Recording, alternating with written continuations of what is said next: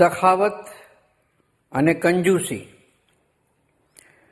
વધુમાં ઇમામ અલૈહિસ્સલામે ફરમાવ્યું, ઓ મોમિનો, ઓ અઝીઝાં, સખી અને ઉચ્ચ હિંમતવાળા શખ્સ તથા કંજૂસ આદમીની નિશાનીઓ સાંભળો અને યાદ રાખો કે ઉચ્ચ હિંમતવાન અને ચારિત્ર્યવાન શખ્સ તે છે કે જે હંમેશા સચ્ચાઈને રસ્તે મક્કમતાથી પગલાં ભરે છે, જેના બાતિનમાં જાહેરના મુકાબલામાં હકીકી મોહબ્બત વધારે હોય છે અને તે દરેક માણસ સાથે દોસ્તી એ માટે રાખે છે કે ખુદાની પ્રસન્નતા તેથી હાંસલ થાય, દુનિયાના કોઈ લાભ કે સ્વાર્થ માટે નહીં. ઉચ્ચ હિંમતવાન અને બહાદુર શખ્સ તે છે કે જે નેક કામોમાં સૌથી આગળ રહે છે, ભલાઈના કામો માટે હંમેશા કોશિશ કરે છે અને ભલાઈના કામોને ટેકા આપે છે. તે પોતાના કામ ઉપર પોતાના દીનભાઈના કામને સરસાઈ આપે છે, યાને પોતાનું કામ પછી કરે છે અને પોતાના દીનભાઈનું કામ પહેલાં કરે છે અને બીજાના ખાવા પીવાનો તેમજ આરામનો પહેલાં ખ્યાલ કરે છે. તે બની શકે ત્યાં સુધી આપે છે, કોઈનું લેતો નથી. અગર તેનો દીનભાઈ ખાય તો તે સમજે છે કે જાણે મેં પોતે જ ખાધું. પોતાના મોમિન ભાઈની પ્રસન્નતામાં તે રાજી રહે છે અને તેની ગમગીનીમાં ગમગીન રહે છે. ઉચ્ચ હિંમતવાન અને જવાં મર્દ તે છે કે જે દુનિયાવી ફાયદાથી રાજી નથી થતો તેમજ નુકસાનથી દિલગીર નથી થતો.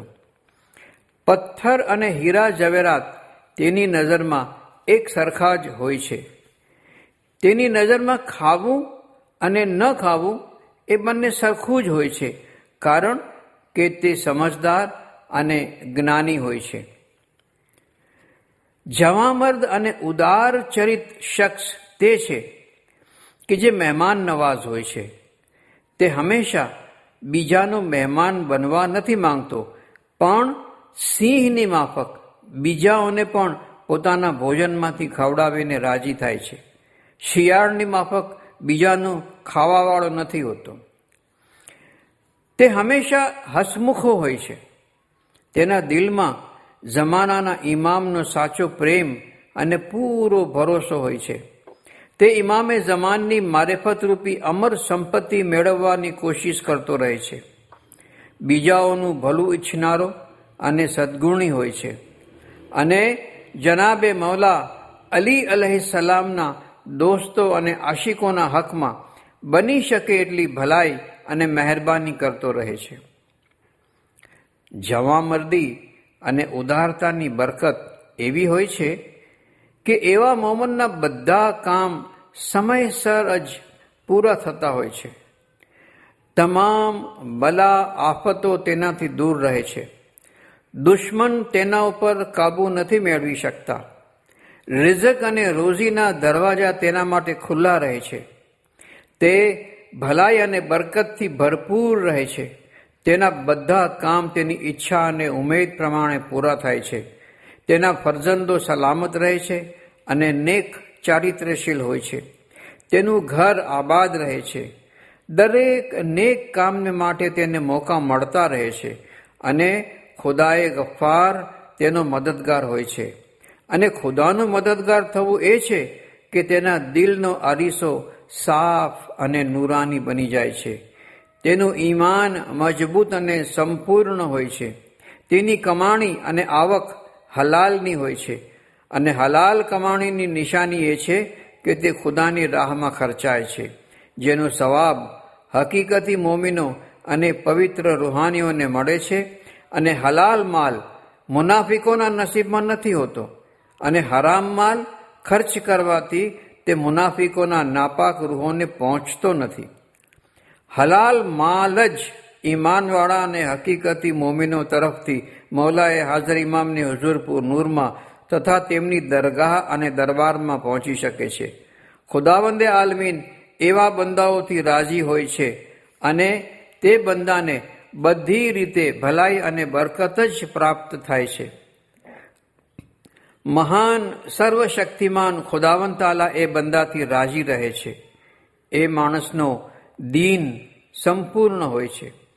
તેના દિલનો અરીસો પ્રકાશિત અને ચમત્કારિક હોય છે. તેનું હૃદય અને તેનો રૂહ રોશન હોય છે. તેમ તેની અક્કલ અને સમજદારી પણ રોશન હોય છે. અને આખરતમાં ઇજ્જતવાન ખુદા તેને પોતાના અઝીઝ દીદાર ઇનાયત ફરમાવે છે. ઉચ્ચ હિંમત અને જવામર્દીની સિફાતથી હકીકતી મોમનને માટે આટલા દરજ્જા અને સદગુણ સંપત્તિ હાસિલ થાય છે. એવા જવામર્દે ઓછું બોલવાનું, સાચું બોલવાનું અને ધીરજવાન થવું જોઈએ. એ તેને પોતાના બધા કામોમાં સબ્ર અને મક્કમતા તેમજ ખુદા ઉપર ભરોસો રાખવો જોઈએ. તેમણે બધા કામોમાં ધીરજવાન અને હિંમતવાન રહેવું જોઈએ, પણ બે કામમાં સબર ન કરવી જોઈએ અને તે જલ્દીથી જલ્દી પૂરા કરવા જોઈએ અને તેમાં ઢીલ કે ધીરજ ન ધરવી જોઈએ, બલકે એ પ્રસંગે સબર કરવો હરામ અને કુફર છે. તેમાં પહેલું પરવરદિગારની દીદારની તમન્ના અને આરઝુ કરવામાં અને તેની મુલાકાત સુધી પહોંચી જવામાં, જે તમામ કામોથી વધુ મહત્વનું અને લાઝમી છે, તેમાં સબર કરવો એ કુફર છે. કેમ કે એ કામોમાં સબર કરવો એ મુસીબત અને ગુમરાહીની બુનિયાદ અને હંમેશનું નુકસાન થવાનું કારણ છે. બીજું કે હક તાલાના મુબારક આદેશ અને ફરમાન બજાવી લાવવામાં, કેમ કે ખુદાની ઇતાત વાજબી છે અને તેમાં સબર, ઢીલ કે સુસ્તી એ કુફરની પૂંજી છે. ઉપર પ્રમાણેના બંને કામોમાં સબર કરી શકાય એમ નથી અને કરવી પણ ન જોઈએ. તો ઓ બંદે ખુદા, મૌલાની મોહબ્બત પર એકાગ્રતા કરી લે અને તેની મોહબ્બત સિવાયની બધી ચીજોથી તું દૂર થઈ જા. કેમ કે બીજી ચીજોની મોહબ્બત ચમત્કારિક રીતે તારા દિલને હકીકતની તરફ નથી લઈ જઈ શકતી. જ્યારે હક તાલાની ઇબાદત અને બંદગીનો વખત આવે તો તું જે કંઈ દુનિયાવી કામમાં મશગુલ હો અને જે કંઈ કામ તારા હાથમાં હોય, ચાહે તે જરૂરી હોય કે બિનજરૂરી, તરત જ એને છોડી અને જલ્દીથી હક તાલાની બંદગી તરફ ચાલ્યો જા અને જરાય ઢીલ વગર અલ્લાહ તાલાના જિકર અને ઇબાદતમાં મશગુલ થઈ જા.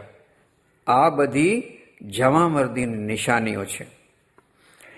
હવે કંજૂસોની નિશાનીઓ સાંભળો કે જેઓ બખીલ હોય છે.